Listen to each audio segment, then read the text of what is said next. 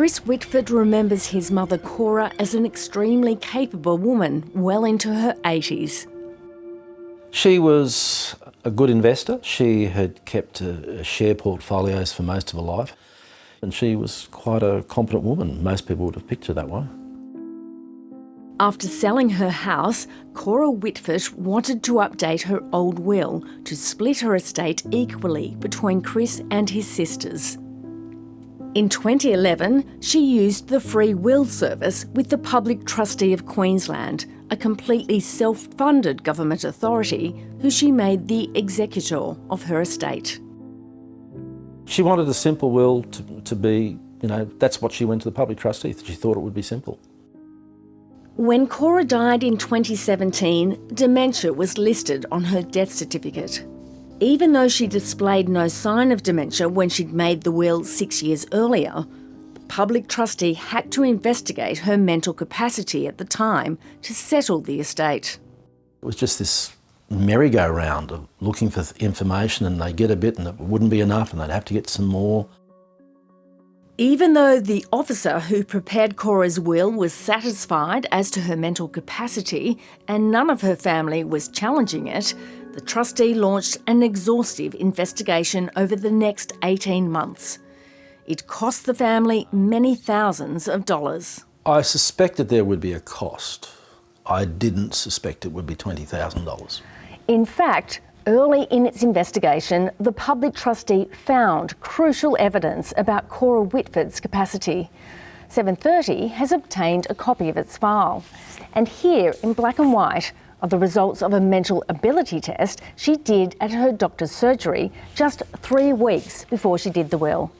The 84-year-old passed with flying colours. Despite that, the Public Trustee continued to investigate. Nice to meet you. This is the first time the CEO of Queensland's Public Trustee has agreed to a TV interview.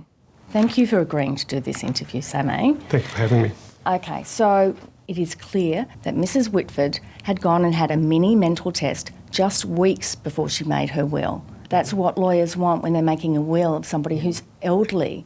She went and got it. Why wasn't that good enough? As I understand, they did that back then because they wanted to ensure that there was no other conflicting information in relation to that. And fortunately, as a matter of law, the Public Trustee is required to fully inform the court, so the court is fully informed and satisfied. I think the problem with this matter is that the trust officer treated this matter as though it was a litigious file, a contentious probate suit, when it was really not. It wasn't necessary. It wasn't necessary at all. So because you're the executor of the estate... Queensland estates lawyer Lucy McPherson believes the issue of Cora's capacity could have been resolved much more quickly. To satisfy that issue of capacity on the death certificate should have taken no more than a couple of hours of additional work. When you quantify that in a monetary sum, you're looking at under $1,000 of additional work. Drafting a letter, $302. Reading email from trust officer... After his mother's estate was settled, Chris Whitford queried why the legal bill was so high and demanded an itemised bill. Pages of things. Telephones to trust officer, finalising annexure advice, reading emails from us. All costing you. So the hourly rate is about $378 an hour. $378 an hour. I felt like they were mining the estate and doing it probably legally within the the letter of the law. Your lawyers knew all of that. The Public Trustee CEO said the fees are comparable to a mid-tier firm and encouraged the family to request a review. I want to sincerely apologise if they feel that their expectations were not met. I felt that she was, even in death, she was being abused as an aged person. It was tough enough to watch Mum die in the aged care facility and the events that led up to that. And I think this was just the final insult to her life. I'll have to do it tomorrow then, when I get back from work. Yeah. Helen and her daughter Luka came into contact with the Public Trustee in tragic circumstances. In 2006, Luka's father died without a will, meaning his estate was handled by the state authority. Luka's father died from suicide when she was 18 months old, and this was some money left through his super. It was about $72,000. As a single mum with no income, Helen needed to help pay bills and care for her daughter. Over 5 years, she had to use about $12,500. After that, she says there was no contact with the public trustee for several years. All I knew that it was in the hands of the public trustee. They had financial advisors and they would be the carers of this money until Luka turned 18. When Helen reached out, she discovered Luka's fund had dropped to $46,000, and that's where it's remained for the past 9 years. I was really shocked at where it was sitting and due to mature. I am limited in terms of talking about a child's financial affairs that we manage in our national forum. But what I can say is the impact of the global financial crisis and other factors such as withdrawals for maintenance and other reasons, those factors do lead to a reduction in capital. We can see in this statement...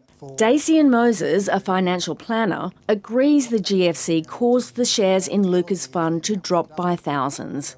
But he says the public trustee made two critical mistakes after that.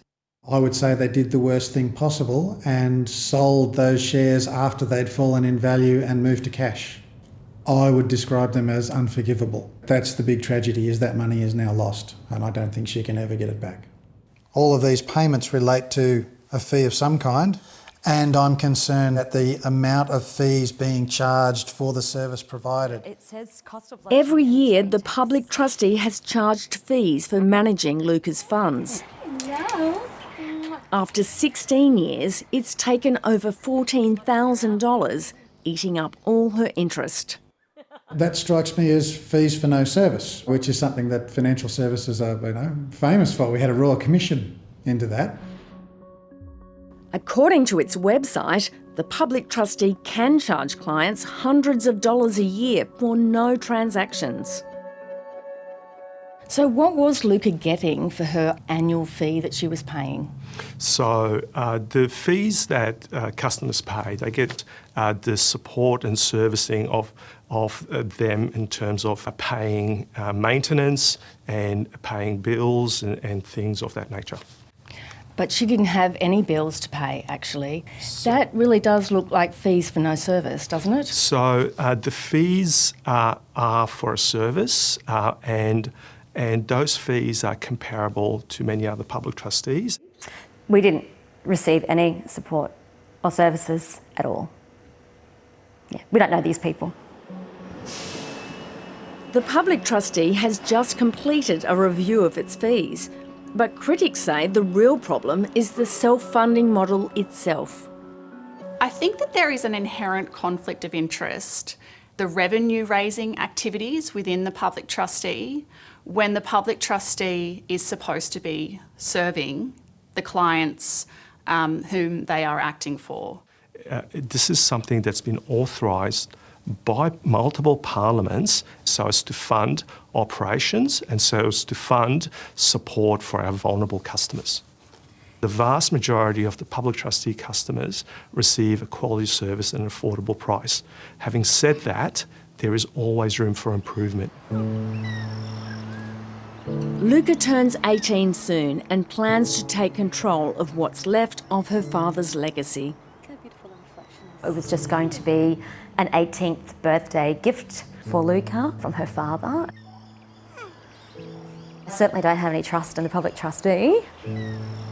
It's disappointing that it has played out this way.